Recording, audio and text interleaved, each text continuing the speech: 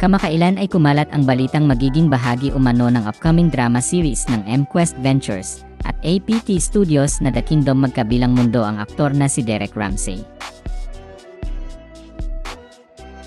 Nakatakda sanang maganap ang story conference at script reading ng mga artista ng naturang drama series sa December 16, 2025 sa APT Studios sa Cainta Rizal. Pero ipinagpaliban ito ng MQuest Ventures at APT Entertainment.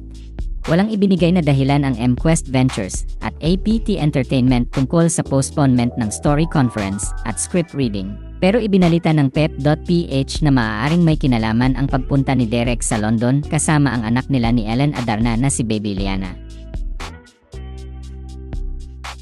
Ayon pa sa ulat ng Pep.ph, isang production insider ang nagsabi sa kanila na tinanggap na raw ng aktor ang alok na maging isa sa mga pangunahing tauhan ng nasabing proyekto. Nakapanayam naman ng Pep.ph ang malapit na kaibigan ni Derek at nabanggit niya umano sa kanya ng aktor na nakatakda itong umalis papuntang United Kingdom para doon magpasko kasama ang dalawang anak niya. Ayon sa ulat ng Pep.ph, noong panahong iyon ay hindi pa raw matiyak ng aktor kung papayag si Ellen na isama niya si Baby Liana. Ibinalita rin ng Pep.ph na pumayag naman daw si Ellen na isama ni Derek si Baby Liana papuntang UK. Kinumpirma ni Derek sa Pep.ph na umuwi siya sa UK kasama ang kanyang dalawang anak para magbakasyon at sinabing mananatili raw sila roon hanggang New Year. Text ng aktor sa Pep.ph, "Yes. We will stay until the New Year."